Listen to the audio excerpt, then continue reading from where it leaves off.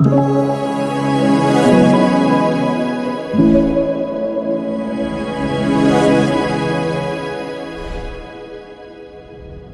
all, I'm Noel from Melbourne, Australia, and my story starts with my parents who are from northern Sri Lanka, and they came to Australia in the mid-90s, and I was born in the late 90s, and I grew up looking like this, so looking like a northern Sri Lankaner, but speaking like this, so an Aussie through and through, this authentic Aussie accent. And growing up, I realized that there were people just like me, not just from Sri Lanka, but actually from all South Asian nations. And as a bit of a joke in 2018, to celebrate our unique culture, I started this group called Subtle Curry Traits, which is today one of the largest closed Facebook groups on the planet, with more than 1 million members. And we've worked with a lot of South Asian celebrities, influencers, big brands as well. And it's been an incredible journey. And through this journey, our mission is to heal with humor. We've united Indians and Pakistanis and Bangladeshis and brought unity to South Asians. However, can I say, although all this great stuff is happening in the South Asian space, I've always felt a void, and I've always never really known what is my true history, where are my ancestors from, and what's their story. And can I say, Roy's book tells us exactly what that story is. It's honestly one of the only books I've really read on the Tamil culture, and it's just opened my eyes to the rich history, to I guess where my parents, my grandparents were from, how they lived, how they worked, how they did life, and it's opened my eyes just to have a greater appreciation for our culture. So I want to say firstly, thank you, Roy. Thank you for writing this book. I think it's a timepiece.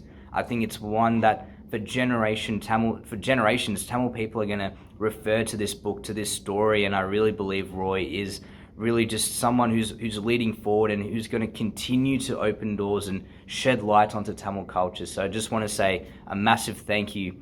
But the book, it really starts with Roy growing up in Sri Lanka. And this is great because, yes, I've heard stories from my grandma and other people, but hearing from Roy what it's like to grow up as a young man in Sri Lanka, what school was like, what the food was like, the sounds of the ocean up there in northern Sri Lanka, and the different elements just take you into a complete different world, which is illustrated and narrated just so beautifully. And then from there, the real turning point in the story starts when he starts to share about his journey being in the prison. And this one was actually quite an eye-opening one for me. My mum's told me stories about people who we know who are actually going to go to prisons and these army camps and have kind of not gone, and hearing Roy, your story going actually and the experience and the atrocities going through prison and all that really just opened my eyes to what a lot of people during that time went through, and how not many came out the other side as well. So that was a real eye-opener for me. Also as well, the book just highlighted so many key facets of northern Sri Lanka and Sri Lankan history in general from a Tamiler's point of view. Things like the riots, which I've heard about, but not, such a detailed account as Roy gave. Things about different parts of the war and different moments that I guess shifted momentum, or the peace points and things like that. And really the big takeaway from the Sri Lankan part and the war part is that there are no winners in war, but only survivors, which is a quote that Roy uses. And it's very humbling that at the end of the day, people are lost, people are displaced, and war really doesn't bring about much good. And so despite all this, Roy, his story and his tenacity, him coming to Canada was another turning point and a highlight in the book.